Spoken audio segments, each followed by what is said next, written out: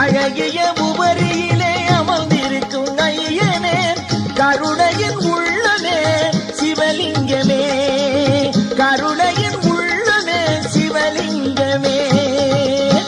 உன்னை பாட பாட ஜனிக்குது சிவலிங்கமே, எந்தன் பாடலின் இசையே சிவலிங்கமே.